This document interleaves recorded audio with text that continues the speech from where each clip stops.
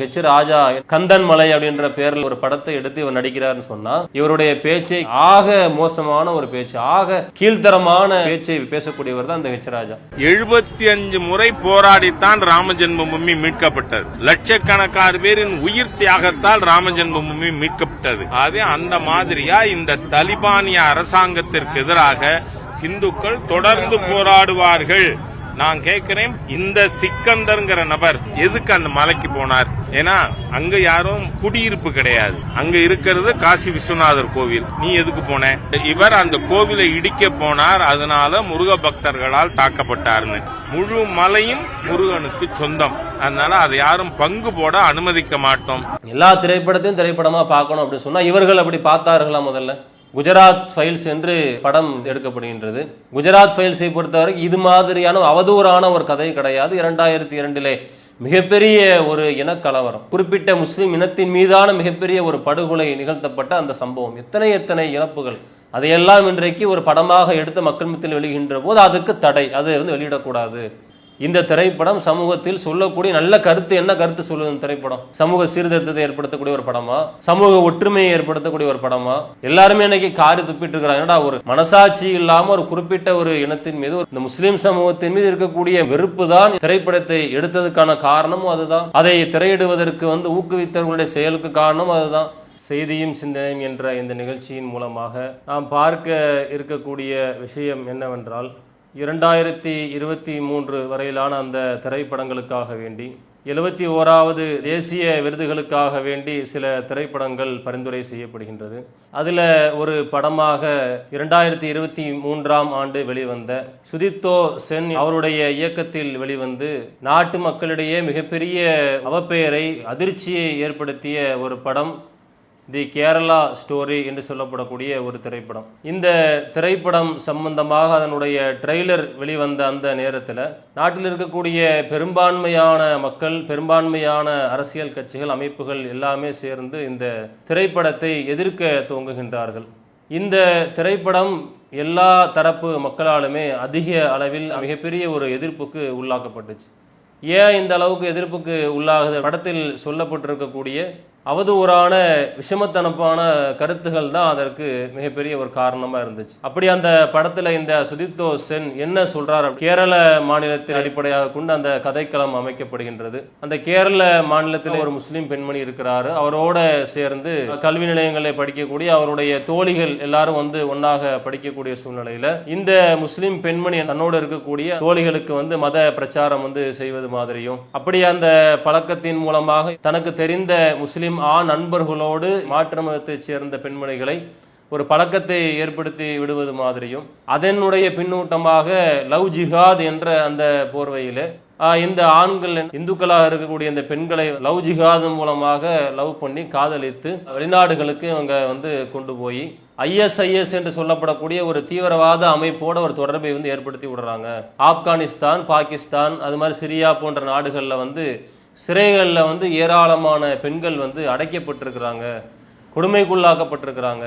இப்படி எத்தனை பெண்கள் இது மாதிரி லவ் ஜிஹாத் என்ற இந்த போலியான இந்த பெயர் மூலமாக எத்தனை பெண்கள் இது மாதிரி கேரளா மாநிலத்திலிருந்து வெளிநாடுகளுக்கு அனுப்பப்பட்டிருக்கிறாங்க.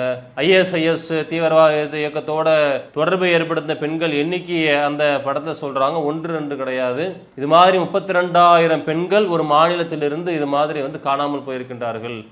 ஒரு மாநிலத்திலிருந்து இத்தனை ஆயிரக்கணக்கான பெண்கள் அந்த அமைப்போட ஒரு தொடர்பை ஏற்படுத்தி விட்டுருக்கிறாங்க லவ் ஜிஹாத் மூலமா என்ற அப்பட்டமான ஒரு பொய்யான ஒரு அவதூறான ஒரு கருத்தை அந்த திரைப்படத்தின் மூலமாக சொல்கின்றார். அப்போ அந்த நேரத்தில் மக்கள் மத்தியில் மிகப்பெரிய ஒரு எதிர்ப்பு எழுகின்றது. நிறைய மக்கள் கேள்வி கேட்குறாங்கடா, துளி அளவும் ஒரு மனிதாபியமான தன்மை இல்லாமல் இப்படியும் வாய்க்கூசாம ஒரு பொய்யை சொல்லணுமா?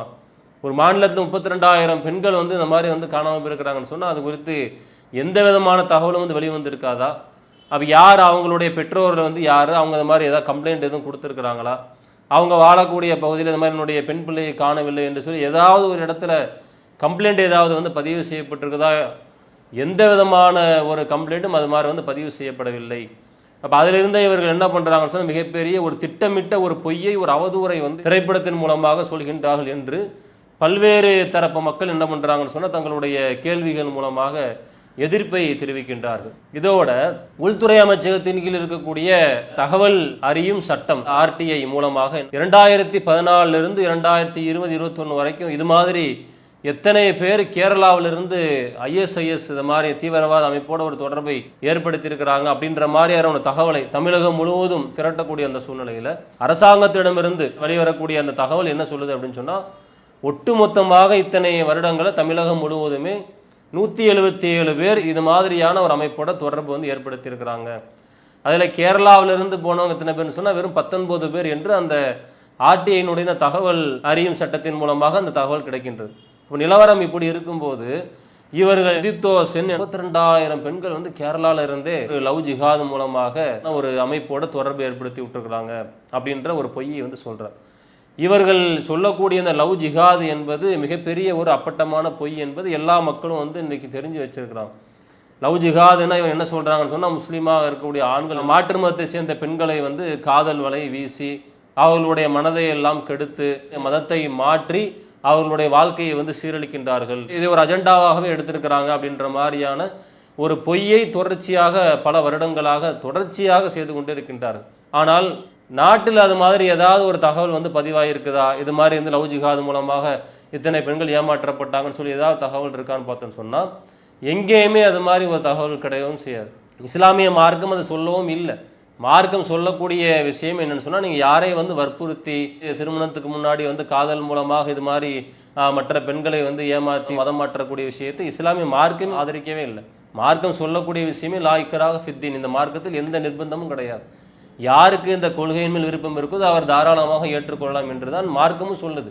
நிலவரம் இப்படி இருக்கக்கூடிய சூழ்நிலையில் நிகழ்காலத்தில் நடக்கக்கூடிய சம்பவங்கள் அது மாதிரி ஏதாவது இருக்குதா அப்படின்னு பார்த்தா அதுவும் வந்து அது மாதிரி கிடையாது. திட்டமிட்ட ஒரு பொய்யை இந்த லவ் ஜிஹாதுன்ற பேரில் இவர்கள் தொடர்ச்சியாக கையில் எடுத்து ஒரு இஸ்லாமிய வெறுப்பை வந்து தொடர்ச்சியாக வந்து செய்து கொண்டே வருகின்றார்கள். இவர்கள் சொல்லக்கூடிய இந்த லவ் ஜிஹாத் என்ற வார்த்தைக்கு என்ன காரணம்னு சொன்னால், முஸ்லிம்கள் மீது ஒரு வெறுப்பை ஏற்படுத்த வேண்டும் என்பது தான் ஒரு காரணம். அப்போ அந்த அடிப்படையில் வந்து இந்த திரைப்படத்தை வந்து எப்படி எடுத்துக்கிறான்னு சொன்னால், இது மாதிரி லவ் ஜிஹாத் மூலமாக இத்தனை அபலை பெண்களை மாற்று மதத்தை சேர்ந்த வந்து பெண்களை வந்து இவர்கள் ஏமாற்றுகின்றார்கள் என்று அந்த திரைப்படத்தின் மூலமாக இவர் சொல்ல வரக்கூடிய ஒரு கருத்து என்னன்னு சொன்னால், மிகப்பெரிய ஒரு மத வெறுப்பை பெரும்பான்மை மக்களிடத்தில் வந்து ஏற்படுத்த வேண்டும். ஒரு சமய சார்பின்மையோடு இன்றைக்கு இருக்கக்கூடிய சூழ்நிலையில் வகுப்புவாத கலவரத்தை பெரும்பான்மை மக்கள் மத்தியிலே வந்து ஒரு வன்மத்தை ஏற்படுத்த வேண்டும் என்பதற்காக வேண்டி அப்பட்டமாக பொய்யான தகவல் இது மாதிரியான திரைப்படங்கள் மூலமாக சொல்றாங்க. இந்த ஒரு திரைப்படம் மட்டும் கிடையாது, இதே இயக்குனர் முன்னாடி இவர் எடுத்த திரைப்படங்களை பார்த்தோம் அப்படி சொன்னால் லவ் ஜிஹாத் விஷயத்தை தான் வந்து கையில் எடுத்து தொடர்ச்சியாக இது போன்ற விஷயங்களை வந்து செஞ்சுட்டு வர்றார். இப்போ இந்த சிந்தனை யாருடைய சிந்தனை அப்படின்னு பார்த்தோன்னு சொன்னால், சங் பரிவாரர்களாக இருக்கிறாங்கல்ல அவங்களுடைய சிந்தனை தான் இந்த சிந்தனை. நாடு அமைதியாக இருக்கக்கூடிய சூழ்நிலையில், மதச்சார்பின்மை நாடாக இருக்கக்கூடிய சூழ்நிலையில், எல்லா மதங்களை சேர்ந்தவர்களும் ஒற்றுமையாக இருக்கக்கூடிய ஒரு சூழ்நிலையில் இவர்கள் அரசியல் செய்து குளிர் காய்வதற்காக வேண்டி இந்த சங் பரிவாரர்கள் எடுக்கக்கூடிய ஒரு திட்டம் தான் என்னன்னு சொன்னால் இந்த போலியான லவ் ஜிஹாத் விஷயம். இது மாதிரியான கோஷங்கள் மூலமாக, இது மாதிரியான திரைப்படங்கள் எடுப்பதன் மூலமாக ஒரு வகுப்புவாத பிரச்சனைகளை வந்து நாட்டில் உருவாக்கி பெரும்பான்மை மக்கள் மத்தியில் கொண்டு போய் சேர்க்கணும். எல்லாருமே நான் ஒன்றாக இருக்கக்கூடிய சூழ்நிலையில் இன்றைக்கு பார்க்குறோம். எல்லா இடங்கள்லையுமே வந்து ஒரு இந்து மக்கள் இருக்கிறாங்கன்னு சொன்னால் அவங்களுக்கு ஒரு முஸ்லீமை சேர்ந்த ஒரு நண்பர்கள் இருப்பாங்க, ஆண்களாக இருந்தாலும் சரி. கல்லூரிகளில் பள்ளிகளில் படிக்கும்போது இது மாதிரி ஒரு இந்து மதத்தை சேர்ந்த ஒரு குழந்தைக்கு ஒரு அதே வகுப்பில் இருக்கக்கூடிய அதே பள்ளியில் பயிலக்கூடிய முஸ்லீம் மாணவர்கள் மாணவிகள் வந்து நண்பர்களாக இருப்பாங்க, தோழிகளாக இருப்பாங்க. இப்போ அப்படிப்பட்ட மக்கள் மத்தியில் வந்து திரைப்படத்தின் மூலமாக இவர் எண்ணத்தை கொண்டு போய் மக்களுடைய உள்ளத்தில் வந்து திணிக்கிறதுக்காக இவர் முயற்சி செய்கிறாருன்னு சொன்னால், உங்களை சுற்றி இருக்கக்கூடிய முஸ்லீம்கள் எல்லாருமே இந்த மாதிரி தான். இப்படி இந்த படத்தில் இருக்கக்கூடிய அந்த முஸ்லீம் பெண்மணி தன்னோடு இருக்கக்கூடிய அந்த தோழிகளுக்கு இது மாதிரியான ஒரு துரோகத்தை செய்கின்றாரோ, அது மாதிரி எல்லா இஸ்லாமியர்களும் இது மாதிரி உள்ளவங்க தான். அவர்களுக்கான எல்லாருக்குமே இருக்கக்கூடிய அஜெண்டான்னு சொன்னால் அந்த லவ் ஜிஹாத் அஜெண்டா தான்.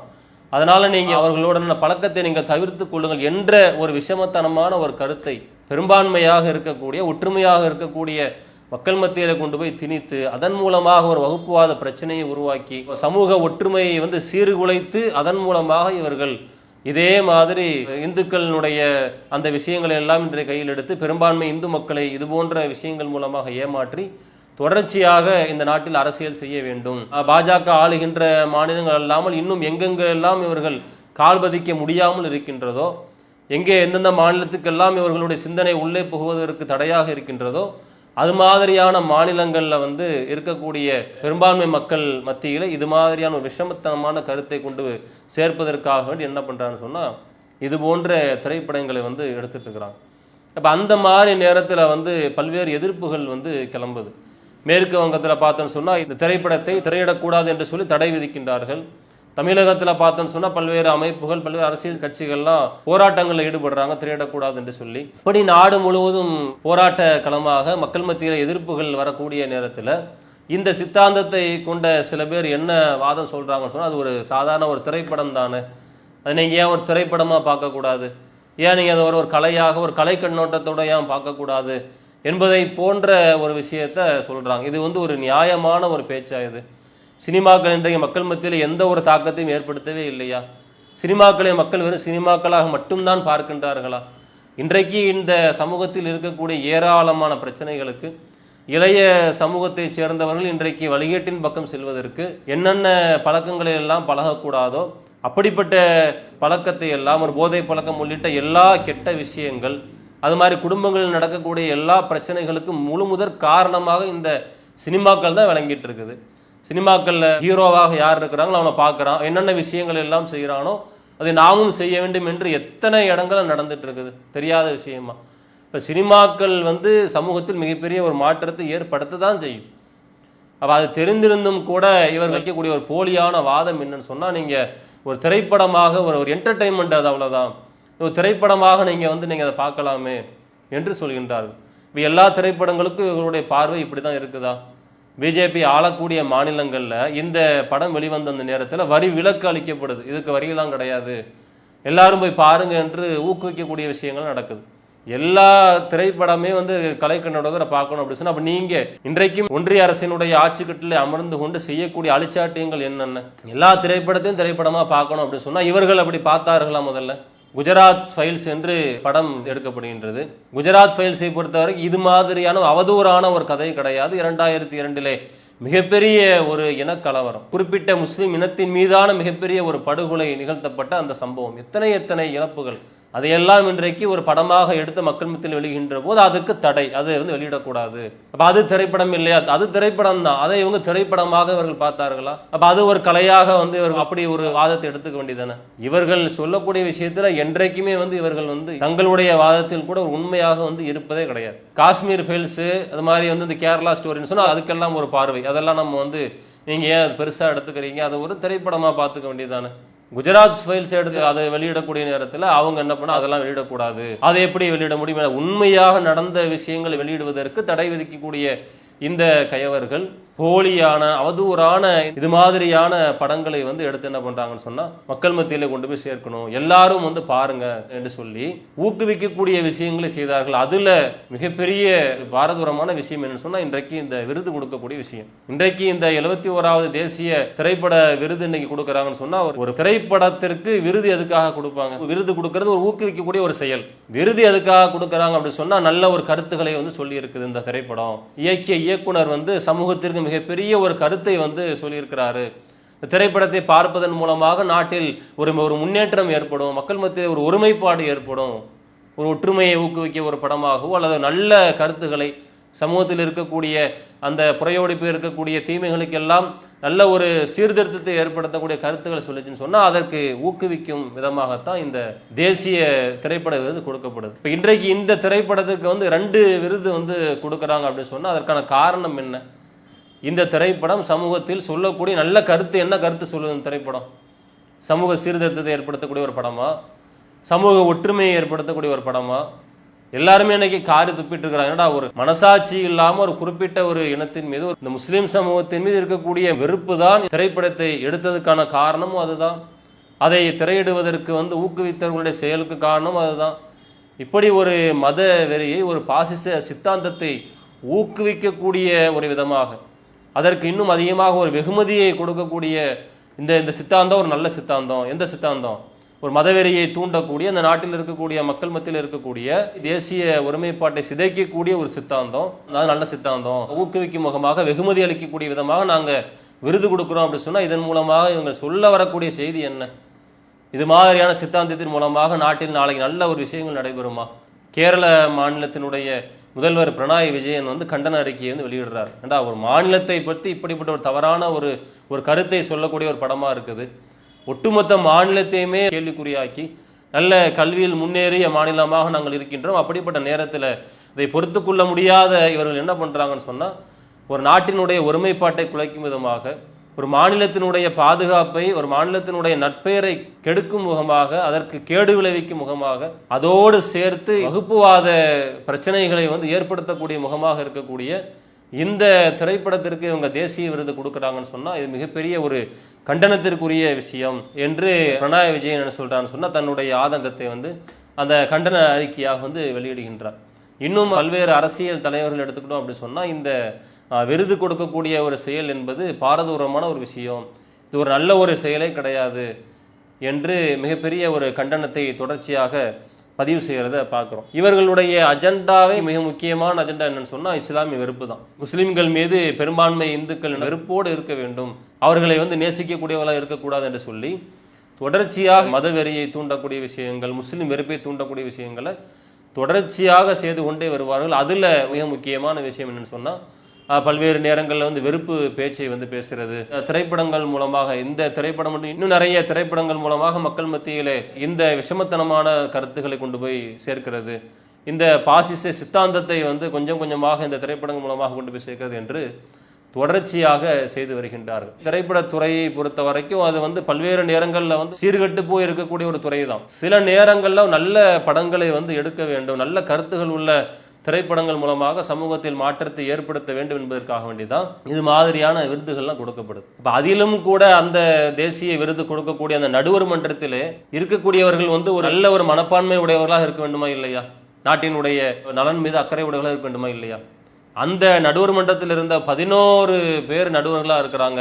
எல்லாருக்குமே என்ன ஒரு சிந்தனைன்னு சொன்னால் இந்த பாசிச சிந்தனை உள்ள இருக்கிறதுனால தான் இது மாதிரியான திரைப்படங்களுக்கு விருது கொடுக்கணும் என்ற எண்ணம் அவங்களுக்கு வருது. அந்த 11 பேரில் ஒருத்தராக இருக்கக்கூடிய யாருன்னு சொன்னால் பிரதீப் நாயர், அவர் ஒரு இயக்குநராகவும் இருக்கிறார். ஆனால் அந்த நேரத்தில் வந்து எதிர்ப்பை வந்து சொல்கிறார், ஏப்பா விருது கொடுக்கறதுக்கு நிறைய நாம வந்து அதுக்காக ரூல்ஸ் வச்சிருக்கிறோம், நீங்கள் வந்து கேரளா ஸ்டோரி படத்துக்கு நல்ல சமூக ஒருமைப்பாட்டை ஏற்படுத்தக்கூடிய படம் என்று நீங்கள் சொல்கிறீங்களா? அப்படிப்பட்ட எந்த விதமான ஒரு தகவலோ ஒரு கருத்தோ அந்த படத்தில் இல்லையே, தேசிய நலனை வந்து கேள்விக்குறியாக்கக்கூடிய விஷயங்கள் தான் இருக்குது என்று அந்த பிரதீப் நாயர் வந்து எதிர்த்து பேசுகிறார்.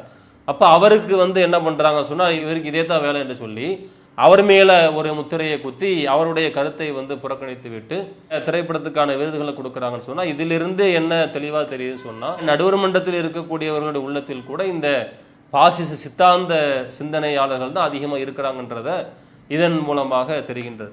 நாம் எல்லாரும் அறிந்த ஒரு விஷயம் தான், தமிழகத்தில் திருப்பரங்குன்றம் மலையை வைத்து இவர்கள் மிகப்பெரிய ஒரு அரசியலை வந்து கையில் எடுக்கின்றார்கள். பெரும்பான்மை மக்கள் மத்தியிலே ஒரு விஷமத்தனமான கருத்தை வந்து கொண்டு போய் சேர்ப்பதற்காக வேண்டி மலை விஷயத்தை கையில் எடுத்து நூற்றாண்டு காலமாக இந்த தர்கா சிந்தனை உடையவர்களும் அங்கே வந்து போகிறாங்க, அது மாதிரி இந்து மக்களும் வந்து அங்கே போகிறாங்க. இப்படி இருக்கக்கூடிய சூழ்நிலையில் அதை மிகப்பெரிய அரசியலாக எடுத்தாங்க. இந்த ஹெச் ராஜா கந்தன் மலை அப்படின்ற பேரில் வந்து ஒரு படத்தை எடுத்து இவர் நடிக்கிறாருன்னு சொன்னால் இவருடைய பேச்சை ஆக மோசமான ஒரு பேச்சு, ஆக கீழ்த்தரமான பேச்சை பேசக்கூடியவர் தான் இந்த ஹெச் ராஜா. எப்போது மீடியாக்கள் முன்னால் அது மாதிரி வந்து மீட்டிங்கில் பேசினாலும் ஒரே வெறுப்பு பேச்சு மட்டும்தான், வேற எதுவுமே அவருடைய வாயிலிருந்து வராது. வெறுப்பை உமிழ வேண்டும் என்பது தான் அவருடைய ஒரே அஜெண்டா. 75 முறை போராடித்தான் ராம ஜென்மபூமி மீட்கப்பட்டது. லட்சக்கணக்கான பேரின் உயிர் தியாகத்தால் ராம ஜென்மபூமி மீட்கப்பட்டது. அதே அந்த மாதிரியா இந்த தலிபானிய அரசாங்கத்திற்கு எதிராக இந்துக்கள் தொடர்ந்து போராடுவார்கள். நான் கேட்கிறேன், இந்த சிக்கந்தர்ங்கிற நபர் எதுக்கு அந்த மலைக்கு போனார்? ஏன்னா அங்க யாரும் குடியிருப்பு கிடையாது, அங்க இருக்கிறது காசி விஸ்வநாதர் கோவில். நீ எதுக்கு போன? இவர் அந்த கோவிலை இடிக்க போனார், அதனால முருக பக்தர்களால் தாக்கப்பட்டார்னு. முழு மலையும் முருகனுக்கு சொந்தம், அதனால அதை யாரும் பங்கு போட அனுமதிக்க மாட்டோம். முஸ்லிம்கள் நாங்க இந்துக்களோட சகோதரத்துவமா இருக்கணுங்கிறாங்க, வரவேற்கிறேன். அதுக்கு ஒரே வழி, எப்படி ராம ஜென்மபூமி கோவில் வேற இடத்துல ரீலோகேட் பண்ணாங்களோ அது போல இந்த தர்காவை நீங்க ரீலோகேட் பண்ணிக்கங்க, இந்துவும் முஸ்லீமும் சகோதரமா வாழலாம். அப்படிப்பட்டவர் இன்னைக்கு வந்து ஒரு படத்தை நடிக்கிறான்னு சொல்லி அவர் படம் எப்படி இருக்கும்? இன்றைக்கு இந்த தமிழகத்தில் அப்படிப்பட்ட ஒரு படத்தை அவர் நடித்து அந்த படத்தை இயக்கி இன்றைக்கு வெளியிட போகின்றார்கள். அதற்கான ஆயத்தங்கள் இறங்கிட்டு இருக்கிறாங்க. இப்படி எல்லா இடங்கள்லையுமே பாசிச பாஜக வந்து எங்கெல்லாம் கால் பதிக்க முடியவில்லையோ அங்கெல்லாம் இது மாதிரியான போலியான திரைப்படங்கள் மூலமாக, அவதூறுகள் மூலமாக, இல்லாத ஒரு லவ் ஜிஹாதை வந்து ஊதி ஊதி வந்து பெருசாக்கி அதன் மூலமாக தொடர்ச்சியாக இவர்கள் பெரும்பான்மை மக்கள் மத்தியிலே முஸ்லீம் மக்களை பற்றி இவர்கள் நல்லெண்ணம் கொள்ளக்கூடாது, அவர்களோடு ஒன்றாக சேர்ந்து வாழக்கூடாது, அந்த ஒருமைப்பாட்டை அந்த ஒற்றுமையை கெடுக்க வேண்டும் என்பதற்காக வேண்டி தான் இது மாதிரியான திரைப்படங்கள்லாம் வந்து எடுக்கிறாங்க. இப்போ மக்களாக இருக்கக்கூடிய நாம் இது மாதிரியான சித்தாந்தத்தை, இது மாதிரி சிந்தனை உடையவர்களிடத்திலே நாம் மிக மிக கவனமாக இருக்க வேண்டும். விருது கொடுக்கக்கூடிய விஷயத்தை வந்து எல்லா தரப்பு மக்களும் மிக கடுமையான முறையில் எதிர்த்து, இந்த திரைப்படம் என்பது ஆக மோசமான ஒரு படம்தான், விருது கொடுப்பதற்கான ஒரு படமே அது கிடையாது, அதற்கு எந்த விதமான தகுதியும் இந்த படத்திற்கோ அதை இயக்குனரோ கிடையாது என்பதை நாம் ஒற்றுமையை விரும்பக்கூடிய, ஒருமைப்பாட்டை, அமைதியை விரும்பக்கூடிய மக்கள் எல்லோருமே ஓரணியில் நின்று இதற்கு எதிராக குரல் கொடுக்க வேண்டும் என்ற ஒரு கோரிக்கையோடு முடித்துக் கொள்கிறோம். அல்லாஹு அக்பர், அல்லாஹு அக்பர்.